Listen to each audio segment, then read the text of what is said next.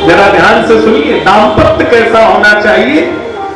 जब केवट राम जी को नाव में बैठा करके पार ले गया तो सर थार सुर सर देता सिया राम गुहा लखन समेता केवट उतर दंडवत कीना प्रभु सकुचे नहीं कछु दीना। केवट ने उतर के दंडवत प्रणाम किया तो राम जी संकोच कर गए कि मैंने केवट को कुछ दिया नहीं। अब देखिए दाम्पत्य का दर्शन। श्री जानकी मैया पीछे खड़ी है राम जी के। राम जी को देखा, मन में सोचते हुए पिया हिया की सिए जानन हारी, पिया के हिया की सिए जानने वाली है। मन मुदरी मन मुदित उतारी, मुदरी माने अंगूठी। श्री जानकी माता ने अपनी अंगूठी निकाल करके मुदित माने प्रसन्न होकर के राम जी के हाथ में पकड़ा दी। और मालूम क्या कह रही जानकी भैया, प्रभु ये अंगूठी केवट भैया को उतराई में दे दो तो आपकी लाज रह जाएगी, दे दीजिएगा। राम जी ने जानकी माता को देखा तो आंख में आंसू आ गए। बोले वैसे ही तो तू सब छोड़ करके जानकी मन में आई है, ये अंगूठी ही तो एक निशानी है, ये तेरे हाथ में जितनी शोभा बढ़ाएगी उतनी शोभा केवट को देने में नहीं बढ़ाएगी, तुम रख लो ये अंगूठी जानकी। तो सीता जी कह रही है, प्रभु जितनी शोभा ये अंगूठी मेरे हाथ में नहीं बढ़ाएगी, जितनी आज मेरे स्वामी की इज्जत रख देने में मेरी बढ़ा देगी, उतनी ये अंगूठी आज केवट को देगी। ये दाम्पत्य है। और आजकल की कोई माता या बहन होती तो क्या कहती, जानकी माता की जगह पीछे से हाथ लगा के धक्का मारती, ले फूंक दे, आग लगा दे। वो 50 बार कहा, आदमी मानता कहां, अपने आगे सब बर्बाद कर दिया। एक बार मेरी बात नहीं मानी, ले फूंको, आग लगाओ। लेकिन जानकी मैया क्या कह रही है, प्रभु ये अंगूठी केवट को दे दीजिए। हाँ, क्या दाम्पत्य है। राम जी ने केवट से कहा, भैया दर्जी की सिलाई, नाऊ की बाल बनवाई, मल्लाह की मल्लाही जो न दे वो बेईमान होता है, आप रख लो, हम क्षत्रिय हैं, आपको लेना पड़ेगा। बदलो लेत नाही रघुवंशी, केवट ने हाथ जोड़कर कहा। देखिए केवट भी बाण भक्ति के चला रहा है, प्रभु मैं उतराई नहीं ले सकता। क्यों? प्रभु मैंने आपको पार नहीं लगाया इसलिए मैं उतराई नहीं ले सकता। राम जी बोले मैंने तुम्हें पार नहीं लगाया, मतलब केवट कह रहा प्रभु मैंने आपको पार नहीं लगाया, यही सत्य है। पार तो आपने केवट को लगाया है, लेकिन केवट गरीब है, आपको कुछ दे नहीं पाएगा। क्यों? हमने सुना है कि राम जी के चरण जिसके जीवन की नौका में पड़ जाते हैं उसकी नौका भव सागर से पार हो जाती है। तो चरण आपने मेरे जीवन की नाव में डाले हैं, पार तो केवट हुआ है। तो केवट उतराई में आपको कुछ दे नहीं सकता है, तो आपसे भला कुछ ले कैसे ले। राम जी ने अंगूठी लक्ष्मण को पकड़ाई, बोले ये पता नहीं क्या बोलता है, मेरे समझ में नहीं आ रहा, लक्ष्मण तुम बात करो। बहुत कीन हठ लखन, हठ माने जबरदस्ती। लक्ष्मण जी कह रहे बहुत हो गई, रख लो, तुम जानते नहीं हो हम कौन है, तुम्हें मालूम नहीं है, अंगूठी रख लो और बात मत करना। लक्ष्मण जी ने आंखें दिखाई, केवट ने हाथ जोड़कर कहा भैया आंखें मत दिखाओ। क्यों? हम जानते हैं आप कौन हो, तुम हो लला अवध महाराजा, तुम अयोध्या के राजकुमार हो। तो तुम अगर अयोध्या के राजा हो तो हम हूं अपने घाट के राजा, मैं भी अपने घाट का राजा हूं। और तुम उतराई दियो एक छोटी, और चली जाए लड़कन की रोटी। तुम्हारी ये उतराई लेने में मुझे हर्ज नहीं है, लेकिन ये उतराई लेते ही मेरे तो लड़कों की रोटी चली जाएगी। लक्ष्मण जी बोले कैसे चली जाएगी? केवट ने कहा सुनो, ये सुमंत्र सामने खड़ा है, ये सुमंत्र अभी अयोध्या जाएगा और राजा दशरथ जी को बताएगा कि केवट ने दो पार लगाई। दशरथ जी को पता लगेगा कि केवट ने पार लगाया और दशरथ जी मन में सोचेंगे कि जो केवट ना पार लगोते तो शायद राम लौट घर आओते। तो दशरथ जी क्रोधित हो जाएंगे। यहाँ हुक्म दशरथ कोई किया की नाव अब चढ़े ना कोई। महाराज दशरथ का आदेश होगा कि इसकी नाव पर कोई नहीं चढ़ेगा। राजा का आदेश प्रजा पालन करेगी। तुम उतराई दियो एक छोटी, और चली जाए लड़कन की रोटी। लक्ष्मण जी ने वो अंगूठी पकड़कर जानकी मैया के हाथ पे रख दी। बोले मैया आप बात करो, मेरे समझ के बाहर है।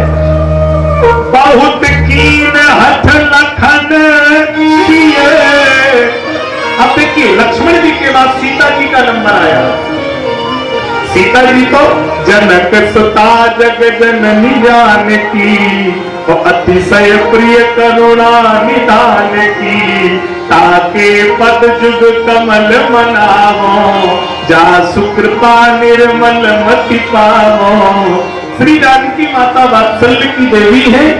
अंगूठी लेकर के केवट के सामने आई तो जानकी माता के हाथ कप रहे हैं और हाथ जोड़कर केवट से जानकी मैया कह रही, केवट तुम तो मेरे पिता के समान हो, देखो तुम मना मत करना।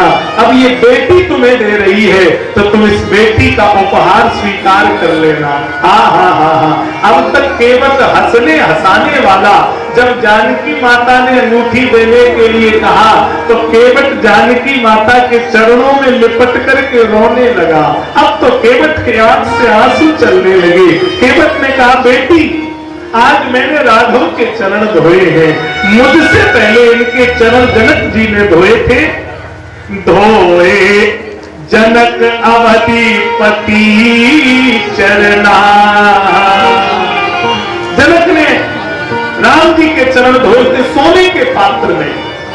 राम जी के चरण 3 बार धोए गए हैं, सोने के पात्र में मिथिला में जनक जी ने, लकड़ी के पात्र में गंगा जी के किनारे केवट में, और तीसरी जगह न सोने का पात्र है न लकड़ी का पात्र है, सबरी ने अपने आंखों के आंसुओं से धोए हैं। बिजली ने अपने अश्रुओं से राम जी के चरण धोए।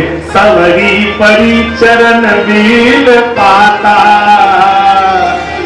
तो केवट कह रहा कि मुझसे पहले इनके चरण राम जी के जनक जी ने धोए, तो बेटी उस नाते से आज मैं भी तेरा पिता हो गया, क्योंकि उस पिता ने चरण धोए थे बेटी, आज इस पिता ने भी अपने दामाद के चरण धोए हैं। और उस पिता ने जब चरण धोए थे तो कर वेद विदित विधान कन्या दान नृपभूषण कियो। तब उस पिता ने विविध प्रकार से दान दहेज दिया था बेटी को। केवट बोला बेटी तेरा वो पिता पैसे वाला था, चरण धोकर बिटिया को दहेज लेकर भेजा था, लेकिन तेरा ये बाप गरीब है कि चरण धोकर के कुछ दे नहीं सकता, तो अपनी बेटी से कुछ ले कैसे ले। केवट चरणों में जानकी माता के गिर गया। ये दाम्पत्य की झांकी है। और मैं निवेदन का संबंध ये अनुसुईया ने नारी जाति को बताया है। पति पत्नी का संबंध ये जवानी का संबंध नहीं होता। पति पत्नी का सच्चा संबंध बुढ़ापे का माना गया है। और होता क्या है कि जैसे जैसे वृद्धावस्था आती है तो हम पति पत्नी आपस में दूरियां बनाने लगते हैं। ध्यान से सुन लेना, असली संबंध आपका जवानी का नहीं बुढ़ापे का है। जब आप बुढ़ापे में दोनों एक रहेंगे तो लड़के बहू कभी भी आपके ऊपर हावी नहीं हो पाएंगे। कहीं कहीं मैंने देखा लड़का पैसा पैदा करने लगे, माताएं अपने पति से दूरियां बना लेती, हमें क्या पति की जरूरत, हमारा लड़का सक्षम है। कहीं कहीं तो माताएं अभिमान में अपने बूढ़े पति की पुत्र के हाथों बेइज्जती करवाती है। लड़का बाप की बेइज्जती कर रहा है और मां हंस रही है। नोट कर लेना आप, आज ये लड़का तुम्हारे पति की बेइज्जती कर रहा है, कल इसकी पत्नी आएगी तो ये तुम्हारी भी बेइज्जती करेगा। तब तुम कहीं की नहीं रहोगी। तब तुम ये सोचोगी कल जब इसने मेरे पति की बेइज्जती की थी, काश में इसके थप्पड़ मार देती तो आज ये मेरी बेइज्जती न कर पाता। क्योंकि तुम्हारा पति तुम्हारे लिए पूजनीय है। पति पत्नी में झगड़ा होगा, फिर एक होंगे, पति पत्नी आपस में लड़ेंगे, लेकिन संतान के द्वारा पति की बेइज्जती कराने का आपका कोई अधिकार नहीं है। और आप नोट कर लेना, पति आपका बूढ़ा हो, लाचार हो, बीमार हो, घर की छत पे चारपाई पे पड़ा हो तो पत्नी की आवाज में दम होती है। कोई बहू लड़का ऊंची आवाज में बात करे तो पत्नी कहती खबरदार जो हमसे ऊंची आवाज में बात की। अभी मैं अपने पति के घर में हूं, जिस दिन मेरा पति मर के चला जाए मुझे धक्का दे के निकाल देना, मैं कुछ नहीं कहूंगी, लेकिन अभी मेरा बाप मेरे पति के घर में छोड़कर गया और मेरा पति जिंदा है। आवाज में दम होगी और वो पति घर में नहीं होगा तो आप अपने लड़के से 2000 रुपए मांगने में शर्माओगी, सकुचाओगी कि अगर इस लड़के ने 2000 रुपए देने से मना कर दिया तो हम अपना मुंह किसे दिखाएंगे, अपना मुंह किसे दिखाएंगे, आप संकोच कर जाओगी। और मैं केवल माताओं से ही नहीं भाइयों से भी कहना चाहता हूं, घर में नाती है, बहू है, चारपाई पे भोजन ले जाती है, हमें पत्नी की क्या जरूरत है, पत्नी से कोई मतलब नहीं। लेकिन नोट कर लीजिए, पत्नी अगर घर में है, आप दरवाजे पर बैठक में पड़े होंगे, 10 बार दिन में अगर आपके पास कोई आने वाला होगा तो केवल आपकी धर्म पत्नी होगी। 10 बार आपके पास आकर के कहेगी कि तुम्हें कुछ खाने को मिला है कि नहीं, तुम्हें खाने को ना मिला हो तो हमें बता दो, हम थाली लगा करके तुम्हारे लिए ले आए। लड़के बहू तो अपनी दुनिया में मस्त हैं। तुम बीमार हो 15 दिन से, किसी भी लड़के को तुम्हारी चिंता है, किसी बहू को तुम्हारी फिक्र है। अरे जिस घर के लिए तुमने अपनी जिंदगी लगा दी उस घर में लड़के बहुओं नातियों को तुम्हारे लिए फुर्सत नहीं है। तुम्हें कुछ चाहिए तो हमें बता दो, पत्नी आएगी वो भोजन लगाकर आपको खिला जाएगी। और पत्नी घर में नहीं होगी तो कभी कभी टाइम से चाय और सब्जी भोजन भी बच्चे नाती आपको नहीं दे पाएंगे तो आप भूखे दरवाजे पे बैठे रहोगे, कोई पूछने वाला नहीं होगा। और भगवान न करे आप जब 2-2 महीने के लिए बिस्तर पर पड़े होंगे, मलमूत्र त्याग रहे होंगे, उन दिनों रात भर आपके बिस्तर पर जागने वाला, आपके साथ रोने वाला आपके पत्नी के सिवा कोई और नहीं होगा।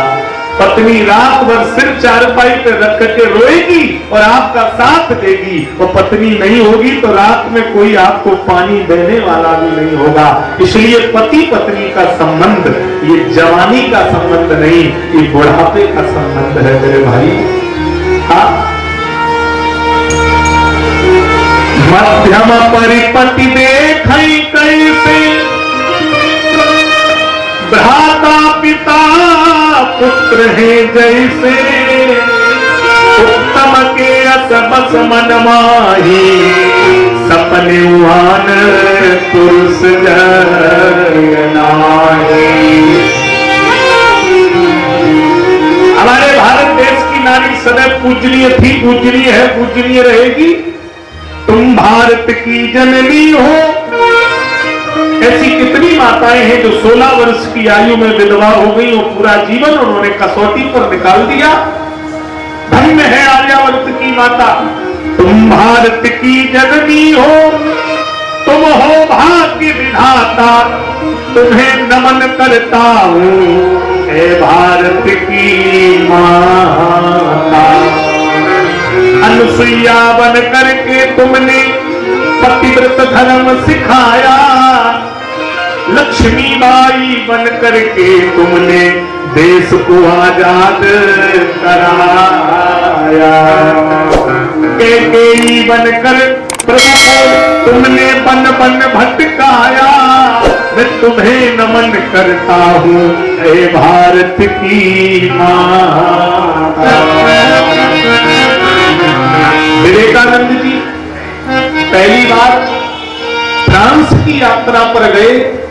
फ्रांस की यात्रा पर देखा एक माता अपने पति के कब्र पे बैठ करके पंखा कर रही है।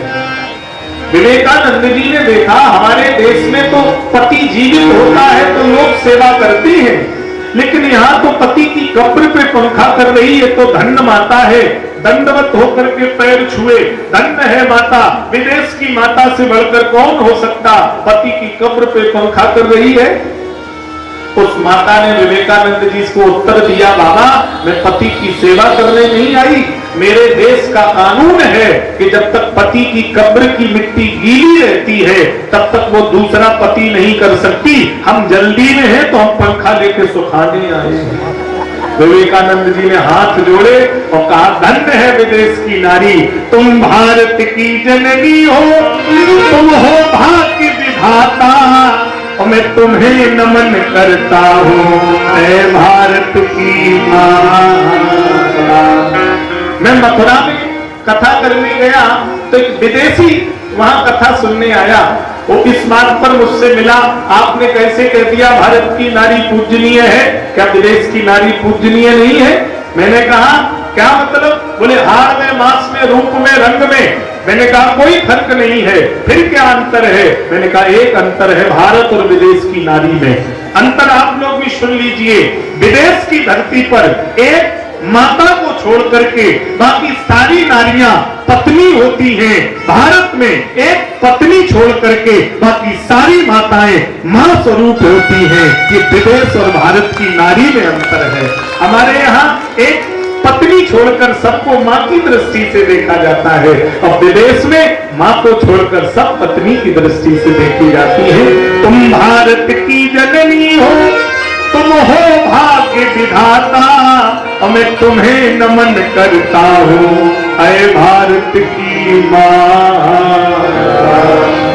परीक्षित जी ने कहा, मुझे सती की कथा सुनकर के बहुत आनंद आया। एक सती भोले बाबा की पत्नी, कृपया करके मुझे बताइए कौन सा अपराध सती ने कर दिया जो भोले बाबा ने सती का परित्याग कर दिया? मैं इसी बात पर केवल चर्चा कर रहा हूं, आप ध्यान से सुन लीजिए। बिन अग तजी सती अस नारी, क्या अपराध सती ने किया? त्रेता युग की घटना है। एक बार त्रेता युग माई,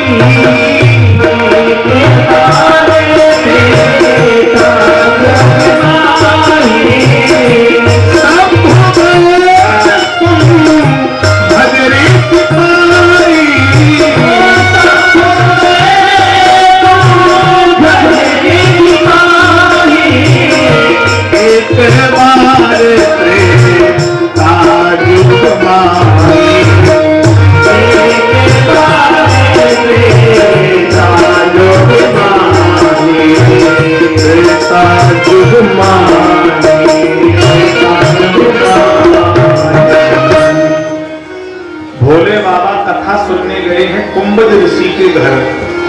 कुंभज माने होता है हिंदी में पर्यायवाची घड़ा। सती ने कहा, आप कथा के समुद्र हैं, गुरु शंकर रूपणम, गुरु शंकर जी से बड़ा कोई नहीं है, कथावाचक शंकर जी से बड़ा कोई नहीं है। आप कथा के समुद्र हैं और एक समुद्र चलकर घड़े से जल लेने जा रहा है, ये बात समझ के परे है। समुद्र घड़े के पास जा रहा, जबकि घड़े को समुद्र के पास जाना चाहिए। भोले बाबा बोले देवी आज तुम भी मेरे साथ चलो। संग सती जग जननी भवानी, पूजे ऋषि, ऋषि ने पूजा की, अखिलेश्वर जानी।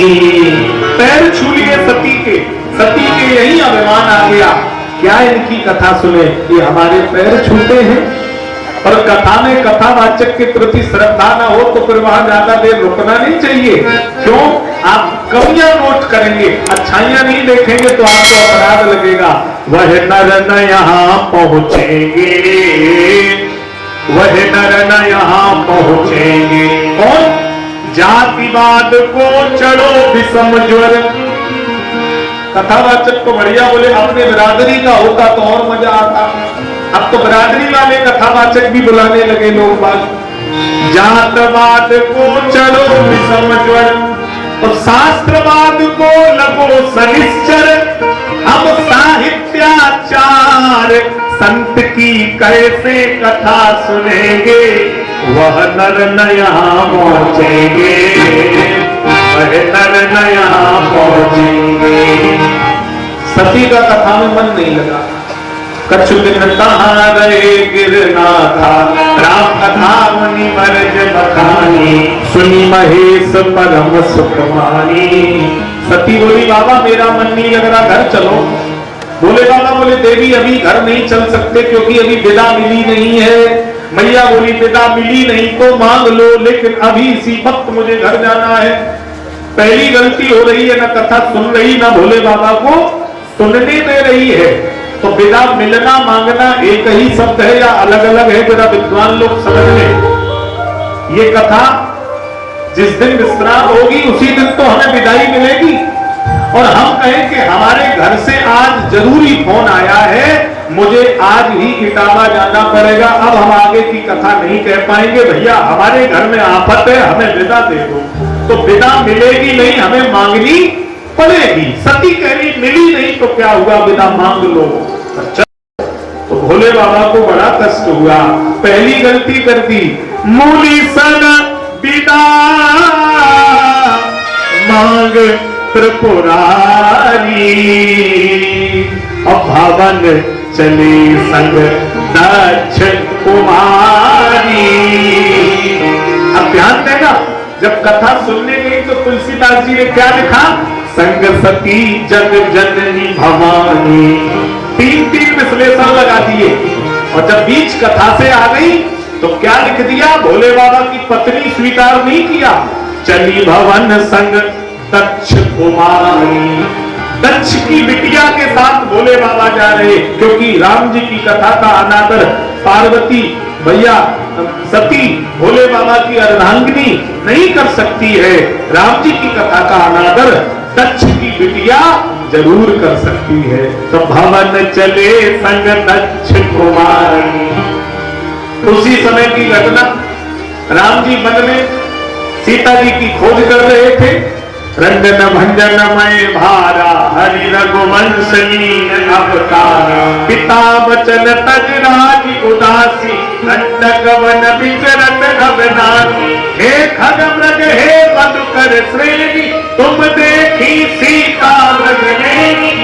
सब समय ही राम देखा, जय सच्चिदानंद जग पावन। अस कहे चले मनोज न सावन। उसी समय सती ने फिर कहा, सती ने फिर निवेदन किया। शंकर जगत बंद जगदीसा, सुर नर मुन सब नामत सीसा। तिन नृप सुतय कीन परिणामा। आपने राजा के छोटे बालकों को प्रणाम क्यों कर दिया? भोले बाबा बोले देवी ये राजा के छोटे बालक नहीं है, तो ये कौन है? जासु कथा कुंभज ऋषि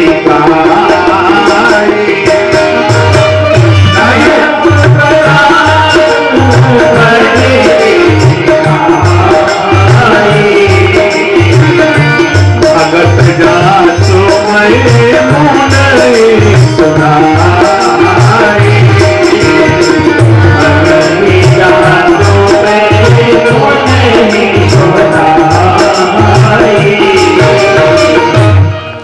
सोई मम इष्ट देव रघुवीरा, सेवै जाए सदा मुनि धीरा।